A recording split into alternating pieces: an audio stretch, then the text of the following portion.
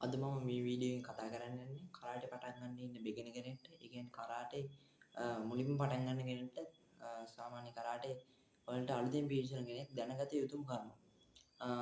ඉතින් ඔයත් කරාටේ කරන්න ආසාවක් තියෙනවා නම් සහ කරාටේ වලට අලුතෙන් පිවිසෙන බිගිනර් කෙනෙක්ට අනිවාර්යයෙන් මේ වීඩියෝ බලන්න. වීඩියෝ හොඳයි නම් ලයික් කරන්න, කමෙන්ට් කරන්න.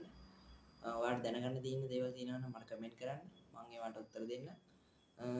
එහෙනම් අපි දැන් අපි කතා කරන්න යන්නේ පාර්ට් 3 ගැන. මුලින්ම ඉගෙන ගන්න දේවල්. අපි කරාටේ වලින් මුලින්ම ඉගෙන ගන්න දේවල්. බේසික් ස්ටාන්ස්. ස්ටාන්ස් කියන්නේ නිරන්තරව නගන පොස්චර් එකට.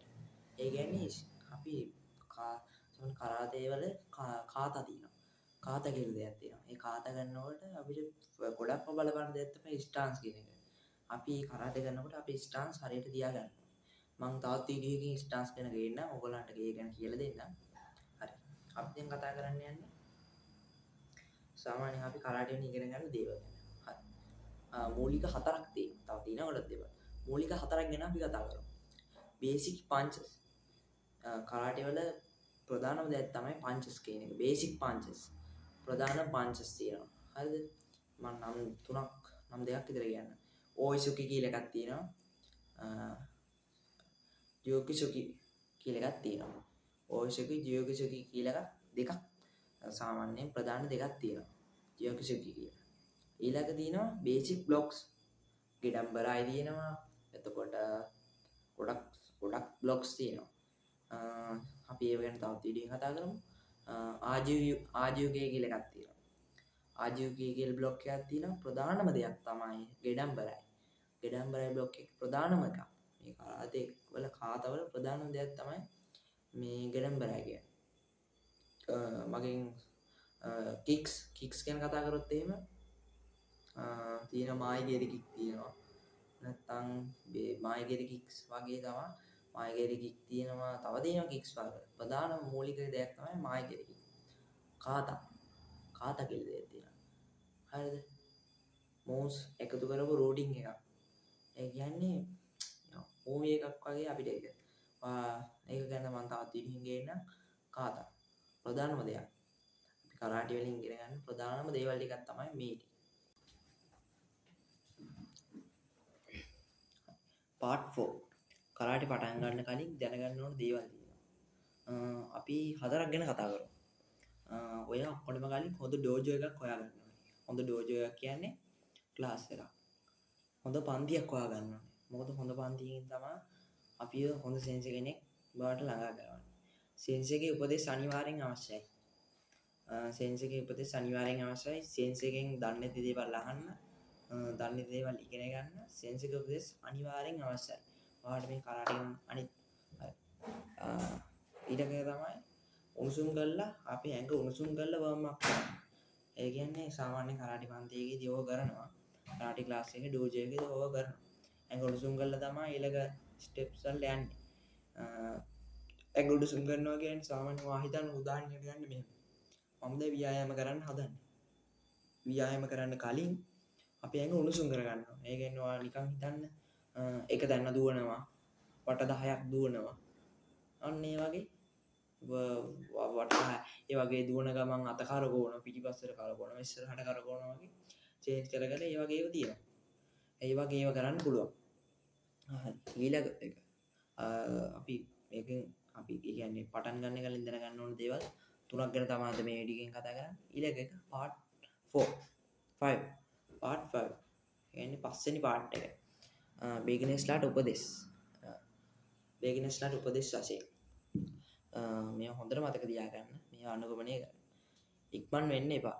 ඇත්තටම කිව්වොත් ඉක්මන් වෙලා මේව කරන්න බෑ. ඔයාලට ඔයා වයිට් බෙල්ට් එකේ ඉඳන් බ්ලැක් බෙල්ට් එකට ගිහිල්ලත් මේ ගමන ඉවර වෙන්නේ නැහැ. වයිට් බෙල්ට් එකේ ඉඳන් බ්ලැක් බෙල්ට් එකට යන ගමන තියෙනවනේ. ඒ ගමන බොහෝම ඉවසීමෙන් යන්න ඕනේ.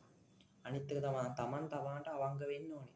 නැත්තම් මේක කරන්න බෑ. ඇත්තම කතාව. තමන්ට අවංක වුනේ නැත්තම් උදාහරණයකට ගන්න. දැන් ඔය එක්සර්සයිස් එක කරනවා නම් පන්තියේදී. හරිද? ඩිෆ් 10ක් ගහන්න දුන්නා කියලා හිතන්නකෝ. ඩිෆ් 10ක් ගහන්න දුන්නා නම් ඔයා ඩිෆ් 10ක් ගහන්න නැතුව 5ක් ගෙවුවනම් ඔන්න සෙන්සර් හොරෙන් ඔයා 5ක් ගහන්න නැත්තුවා. ඒ කරන්න ඔයාටම වැරද්දක්. ඔයාටම බොරුවක්. ඔයා එක්සර්සයිස් කරොත් ඔයා ගෙන හැදේ. ඔයා කාත කරොත් ඔයා වැඩෙක් වෙයි. ඔයා කරාටේ කරොත් ඔයා වැඩෙක් වෙයි. මතක තියාගන්න බේසික්. ඔයාට ඔයා විශ්වාස කරන්න ඕනේ. අංක 1. හරිද? ඒ කියන්නේ ඔයා තව කෙනෙක් දැන් තව එකක්. ඒ කියන්නේ ඔයා හිතන්නකෝ දැන් ඔයාත් එක්ක මේ අලුවෙක් ඉන්නවා. ඒ යාළුවා ඔයාට වඩා සීනියර් කෙනෙක්. දැන් ඔයා හිතන්න ඔයා වයිට් බෙල්ට් කෙනෙක් කියලා. ඔයා වයිට් බෙල්ට් නම් අරයා යේලෝ බෙල්ට්. එතකොට ඒ කියන්නේ ඔයා එයත් එක්ක ඔයාව කම්පෙයාර් කරන්න එපා. මට අරයා වගේ බෑනේ. මට අරයා වගේ කරාටේ බෑනේ. මට අරයා වගේ කාත බෑනේ. මට අරයා වගේ පන්චස් බෑනේ. ඒ වගේ දේවල් හිතන්න එපා. ඔයාටත් පුළුවන්. ඉවසීම තියෙනවා. ඉවසීම තියෙනවා නම් කරන්න බැරි දෙයක් නෑ මේ ලෝකේ. දිනපතා දැන් ඔයා සාමාන්‍යයෙන් කරාටි පන්ති යනවනේ. කරාටි පන්ති ගිහිල්ලා ඇවිල්ලා සාමාන්‍යයෙන් උදේට කරාටි මේ ඩෝජෝ එකට යන්න කලින් කාලය යන්න. කාලා අනිවාර්යෙන් කාලය යන්න. නැත්තම් ඔයාට අසනීප වෙන්න පුළුවන්. ඒ හින්දා දිනපතා කාලය යන්න. ප්‍රැක්ටිස් යනකොට දිනපතා කාලය යන්න ඕනේ. අනිත් එක තමයි කරාටි පන්තියේ ඔයාට දෙන එක්සර්සයිසස් සහ මේ ඇඟ සියලුම එක්සර්සයිසස් ඔයාට මතක දේවල්. අනිත් එක ඔයාට YouTube තියෙනවා, ChatGPT තියෙනවා, ඕන දෙයක් තියෙනවා ඔයාට දැනගන්න පුළුවන්. අද කාලේ ලේසි ක්‍රම තියෙනවා. දැන් ලේසි ක්‍රම තියෙනවා. අන්තර්ජාල පහසුකම් සෑම දෙයක්ම දැන් තියෙනවා. ඉතින් ඔයාට පුළුවන් මේවා ඉතින් ඔයාට භාවිතා කරන්න පුළුවන්. මේවා භාවිතා කරලා ඔයාට YouTube එකෙන් දැන් YouTube එක උදාහරණයක් ගත්තොත් YouTube එකේ ඔයාට ඒ ගන්න එක්සර්සයිස් ඕන එකක් තියෙනවා. ඒවාට ඕන එක්සර්සයිසස් සේම ඕන එකක් YouTube එකේ තියෙනවා. අන්න ඒ වගේ ඒවා බලලා ඔය තමන්ට තමන් අවංක වෙලා ගෙදරදී අර කරන ප්‍රැක්ටිස් හරියට කරන්න. දිනපතා කරන්න තමන්ට අවංක වෙන්න. දිනපතා කරන්න ඕන. අනිත් එක තමයි රෙස්පෙක්ට් කරන්න සෙන්සර් රෙස්පෙක්ට් කරන්න මතක තියාගන්න. සෙන්සර් බව් කරන්න. ඒ කියන්නේ බව් කරන්න කියන්නේ මේකයි. බව් කරන්න කියන්නේ ඔයා දැන් පන්තියට ගියා කියන්නකො. පන්තියට ඇතුළු වෙනවා. පන්තියට ඇතුළු වෙනකොට ඉන්නවා සෙන්සර් නෙමෙයි ගන්නව සීනියර් කෙනෙක් නෙමෙයි. පන්තිය ඇතුළේ ඉන්න ඕනම ස්ටුඩන්ට් කෙනෙක් සහ සෙන්සර් ආවම බව් කරන්න පුරුදු වෙන්න ඕනේ. බව් කරන්න කියන්නේ ආචාර කරනවා. ඒවත් මම සහල් කියලා දෙන්නම් ඔයාලට වෙනම වීඩියෝ එකකින්. ඒවා සීනියර්ස්ලාටයි සෙන්සර්ටයි ඩෝජෝ එක කියන්නේ ඔයාගේ ක්ලාස් එකට ගරු කරන්න පුරුදු වෙන්න. ක්ලාස් එකට කවදාවත් බොරු කරන්න එපා. ඔයා ඉගෙන ගන්න පන්තිය. ඔයාගේ ක්ලාස් ඔයා කරාටේ ඉඳී ඔයාගේ හදවතින්ම දින්න ඕනේ. කරාටි වෙනුවෙන් ජීවිතේ උනක් පූජා කරන්න ඔයා කියන්නේ. කරාටි ඇඟේම දින්න ඕනේ ඔයාගේ. ඔයා ඒක මනසින් හදාගන්න කරාටි කියන දේ ඔයාගේ ඇඟේ දින්න ඕනේ. ඔයාගේ නිතරම ඔළුවේ තියාගන්න. ඔයාලත් කරාටි පටන් ගන්න හිතනවා නම් පළවෙනි පියවර ගන්න.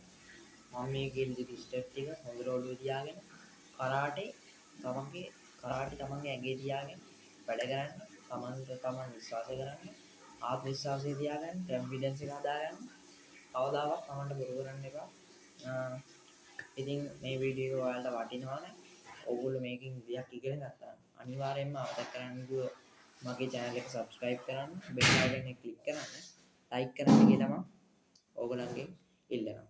එහෙනම් තවත් වීඩියෝ එකකින් හමු වෙමු. එහෙනම් හොඳට